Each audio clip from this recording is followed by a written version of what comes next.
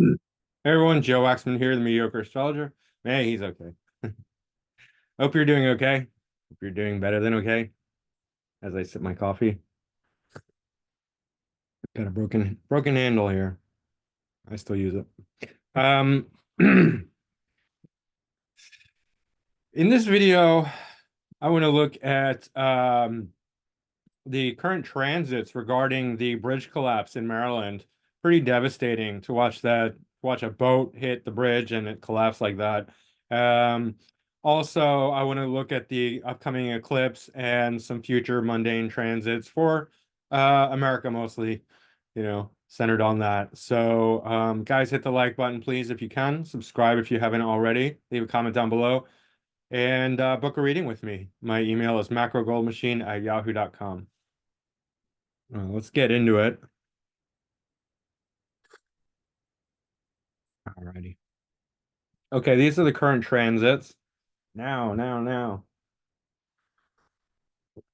All right. So what we can see is that we got a lot of Pisces activity, Pisces relating to water, right? And this is everywhere. Obviously, it's not America-centric chart, but we can still draw things from it regarding that.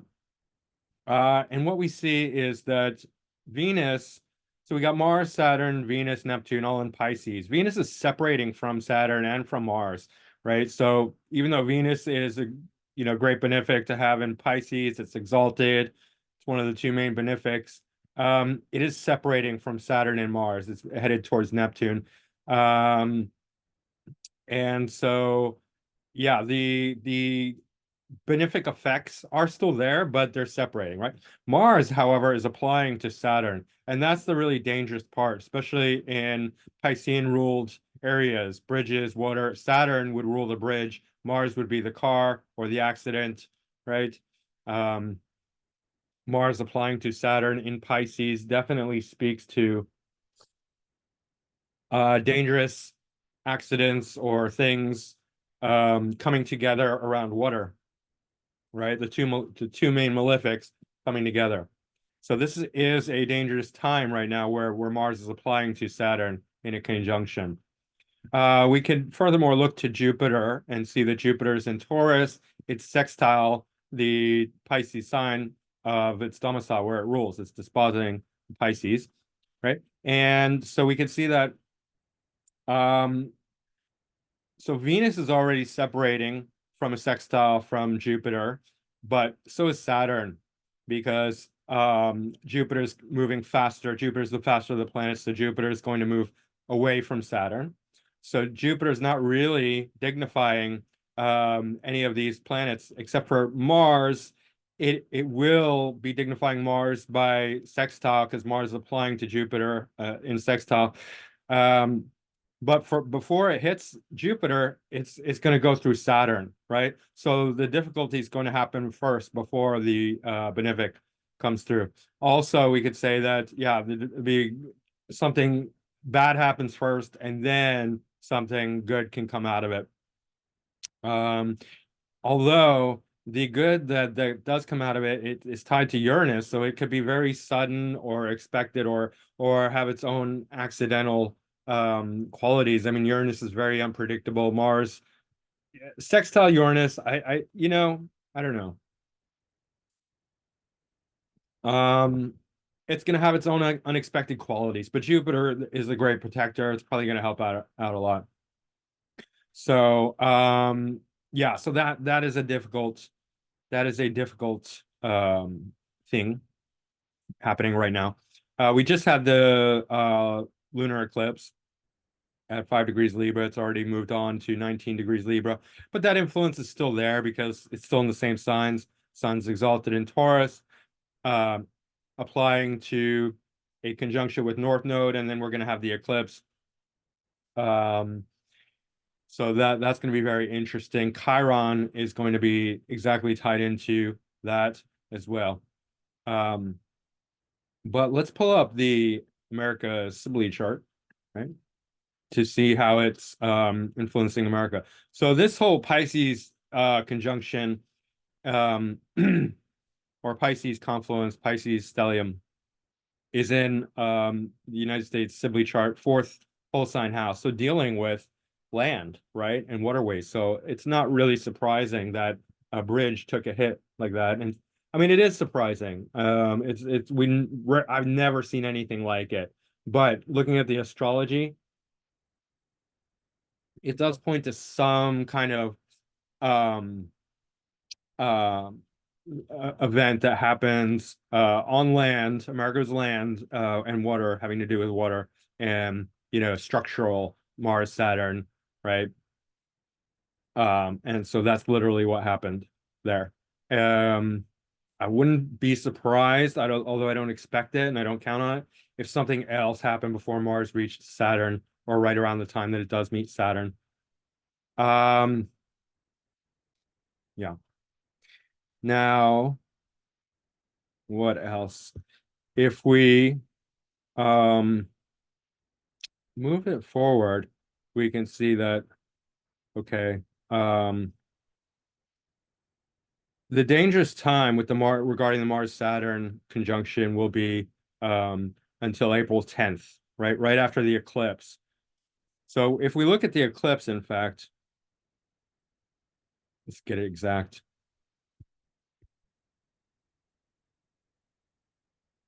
Um, we have the 19 degree of Aries, where Sun is exalted, new moon. Chiron is exactly at 19 degrees as well. And it's essentially a Chiron return for the United States of America, which is pretty impressive. Having eclipse almost to the degree of the Chiron return, 1 degree apart, right? Mercury is also here, but this is significant for United States of America. Um, Chiron, as it relates to mundane astrology, this is my interpretation, right? I'm not drawing from anything else, but especially Chiron in Aries relates to Aries is bringing out the individuality. Chiron is this very strange influence, right? That really points to uniqueness, something completely individual, right? So Chiron in Aries is very, very much about individuality. Um, and it's one of America's strengths where in America you get to be whatever you want, right? In other cultures, it's not the same at all. People don't realize. I know this because my mother grew up in in a in another country, right? With parents who grew up in another country, right? And so the cultural influence is very strong when you're coming from these ancient cultures that have set ways of doing things, and they're like, you got to do this, you can't do that, right? You got to look like this, you can't look like that, right? And in America, you get to be whatever you want. Chiron and Aries, right? You can let your free flag fly, and it's okay because you're an individual, you're a Chiron. It also points to some of the problems that we have with being overly individualistic. It's both supportive of that and because Chiron has attached to it like rejection and um, wounds associated with being overly different or weird or individual or strange. Right. So there's a sort of a coming to terms with this Chiron and Aries with this eclipse, right? And eclipses are new beginnings, right? They're sort of like super new moons, right? In a new moon without the eclipse, you're starting over a cycle, especially in Aries. Aries is the beginning. So like this is a super restart for everyone, depending on the house it's in. But for the United States chart, it's in the fifth quadrant, entertainment, fifth whole sign house. Actually, yeah, it's fifth whole sign house. It's dispositing the IC as well. So bring in fourth and fifth house significations. So entertainment, homeland, um, brick and mortar, so there could be a lot of stuff. Plus, it's carrying this Mars applying to Saturn conjunction in Pisces, which screams of the woke militants that we're seeing roaming the streets with their signs demanding that, they Yeah, they're almost like little terrorists, right? Like you have to listen to our demands. Like, no, you fucking don't, right? Go away, you're children. But they're emulating the terrorists that they see on the screen. They think they're like the because it's Pisces. It's like, oh my God, terrorists are cool. It's insanity. It's like delusion, like completely lacking in reality, right?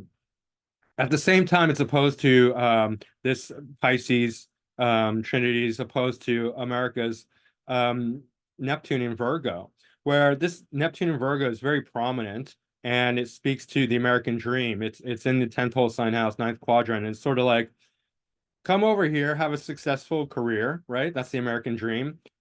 Study, become a doctor or a lawyer or something very academic, Virgo, right? And it's sort of like this very responsible, like, come here properly because Virgo, have a big dream, Neptune, career and ninth house, study religion, philosophy, college degrees, all that.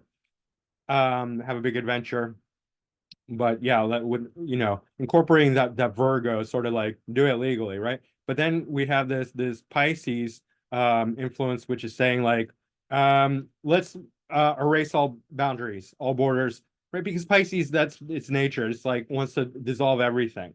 And so it's got the militancy, it's got the Neptune in Pisces. So like dream the big dream that's, completely without any sort of limitations. The bigger, the more fantastic, the more delusional, great for creativity, great for spirituality, not very practical, right? And then we got the militancy of the Mars and Saturn in Pisces coming together, right? Applying in a conjunction, where Saturn's the authority, Saturn's the woke, all the woke people in authority, like trying to make laws around woke ideology. And then we got the Mars, which is the physical, boots on the ground, the hipsters with their signs and demanding to be heard and listened to and forcing their way into everything and like just being little terrorists. Um, Opposed to America's dream, founding dream, which is, Virgo, do it properly, do it right, do it by the law, be conservative about it. You dream the big dream, but be conservative with it. Don't break the law. Do it by the proper channels, right? Then you'll get your rewards. And they're like, no, give us what we want. We want everything. Pisces, it's just like dreams and fantasy. It's not practical, it's not realistic. Um, yeah, very compassionate, admirable in that sort of sense, but you need more than just Pisces. If everything's Pisces, it's like you just get a blur of everything. Everything's just blur. Like everything just blends together. There's no definition to anything, right? Forget countries, you're just gonna have a blob that doesn't work. So, um, yeah. But then after the conjunction, things will start to improve because Mars. I'm sorry, Alan. Let's go to Davis.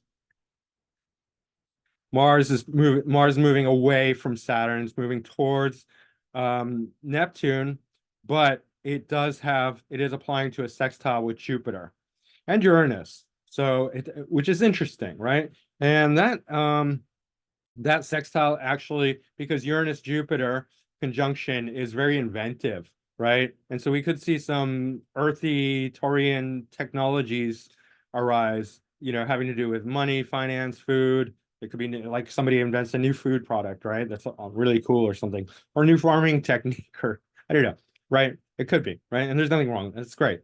Or money, some financial, something financial. And then Mars, sextile, Mars will be supportive of it. It's in Pisces, right? So then that's quite good. So there could be something very creative to come out of that. Let's see what else. Um,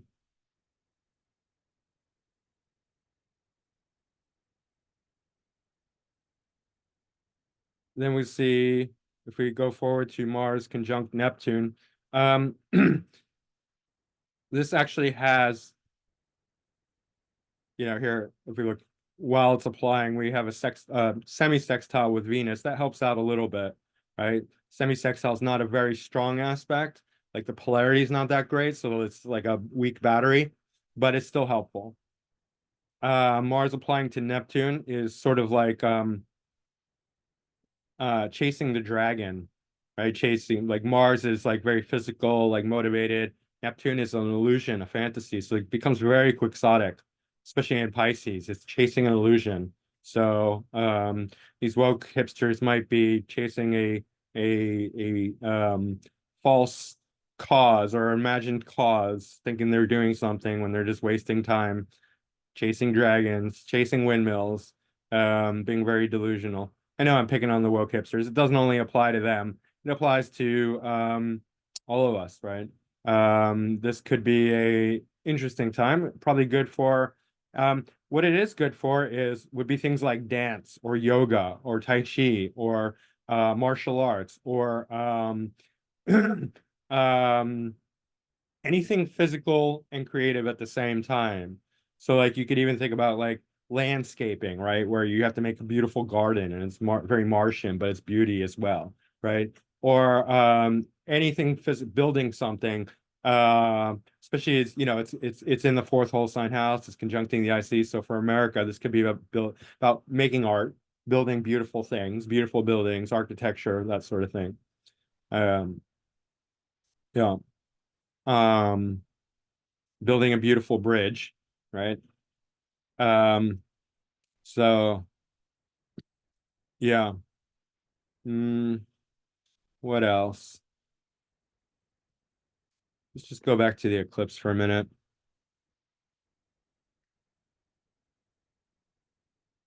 Um, I really like this eclipse, except for the Mars applying to Saturn. Let's see. I wonder if there's any. Let's just look at it on its own.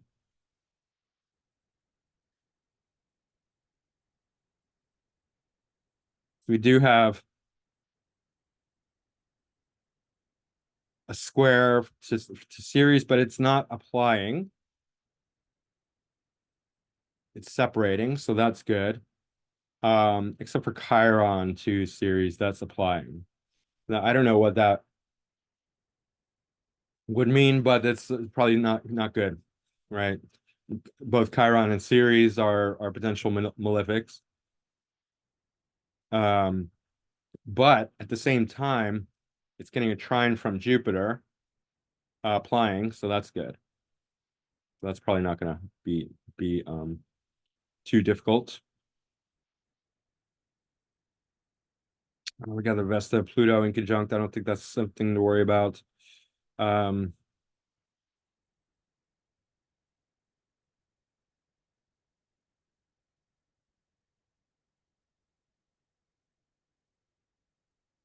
yeah, the most malefic aspect, as far as I can tell, is Mars applying to Saturn in Pisces. So whatever house Pisces is in for you, that's going to be a difficult house. You might see some conflict in that house. For me, it's in the fifth house. Um, I know Saturn's already causing issues with my son, right? So I don't need to guess about that. It already has. So this Mars conjuncting, I just know things are not going to get better before Mars um, separates from Saturn. So not holding my breath for that. Um, I like that this is a North Node eclipse um in Aries in general.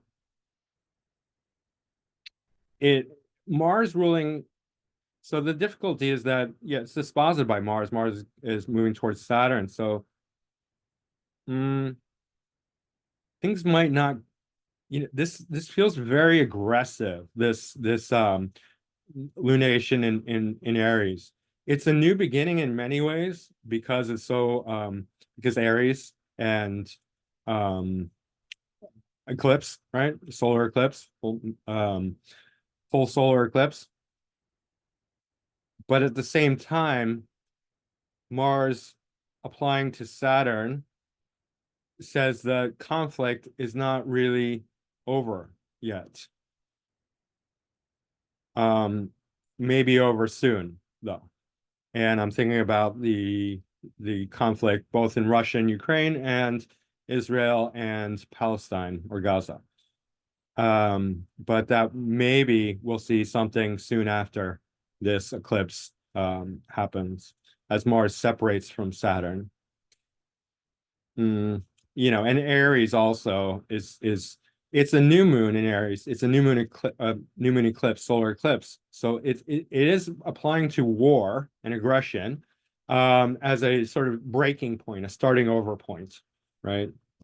But I think we're gonna have to wait till Mars moves past Saturn, so which will not be long. But this could be like the height of tensions, and then a breaking point soon after that, where Mars will apply to the sextile with Jupiter, and that will be a better period. And applying to Neptune, it's still going to be a bit more peaceful, or a lot more peaceful than Mars applying to Saturn, right? And we just bring in the United States Sibley chart one more time. One of the aspects that we see here, which is really interesting, is natal Saturn in Libra in conjunct transit Saturn in Pisces with um the with natal Saturn in the dominant position in the eighth, whereas transit Pisces is in the sixth. And what this suggests is that sort of America's foundational authority, rule of law, constitution, is has the upper hand over some sort of woke, progressive, completely lacking in reality or boundaries, Pisces, sort of attempt to you know how they're constantly changing the law. If you're paying attention, you'll know this. It's like they're writing laws, they're making stuff up as they go. That's very Saturn and Pisces, right? It's like, let's make the law reflect woke ideologies. But Saturn in Libra has the upper hand. It has much more dignity, right? It's exalted. It's in America's natal chart. So sort of like the constitutional law has the upper hand. There will be a challenge between modern woke judges trying to bend the law to suit their, woke ideology, and it'll come as a challenge to America's core principles, fundamental, law, right? And America has that has the upper hand. Saturn in Libra has the upper hand here, so that is good, right? Wokesters won't be able to override America's core constitutional principles. So that's nice to see. And then the other thing is that both Mars and Saturn will be applying to a square with natal Uranus. No, they already passed the square. Sorry, with natal Mars, Mars in Gemini. So there's going to be issues around America's role and we're already saying this, right? America's role in foreign aggressions, right? The woke militants are going to protest against that, and that's going to increase for a little while, right? Until that passes. But we can check out. Let's check out when Mars. Oops. Okay, we'll just do current transits rather. And then we'll see when it see when that aspect perfects with Mars. Okay, so Mars, so that'll be April 19th, 2024. So a lot's happening in April. We'll see the square from Mars to Mars. And so you could see a lot of sort of tensions, especially in regards to America's foreign aid or assistance or enabling or support of foreign aggressions, right? Um, and then Saturn, you know, you could even see some legislative um stuff happening around that when that square perfects, or even leading up to the perfection. The exact let me go to a higher time frame. Take it to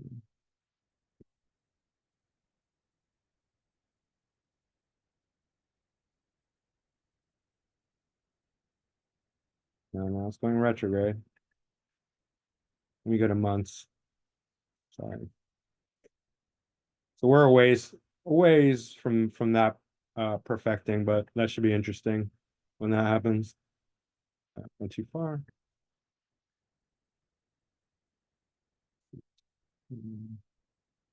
So yeah, that's not till March 2025. So about a year from now. We're gonna see a lot of legal challenges, in fact, towards Mars, towards American foreign aggression, foreign intervention, the Saturn square Mars, and that's a superior square, so that this Saturn will have the upper hand. So there could be some, in fact, legislation around that. Jupiter is here, so it's helping, but it's not applying that square. Anyway, there we go. We'll see how that goes. But okay, that's it for now. That's just the eclipse and current analysis about things. But just thought I put my take on all of that. So anyway, I hope you found it interesting. Hit the like button if you can. Subscribe if you haven't already. And that's it for now. Mediocre astrologer signing off. Man, he's okay. All right, guys. Win before you win. Take a victory laugh and laugh it off. It's whatever. We say it differently, but yeah, guys. That's it for now. I'll see you again soon. All right, bye.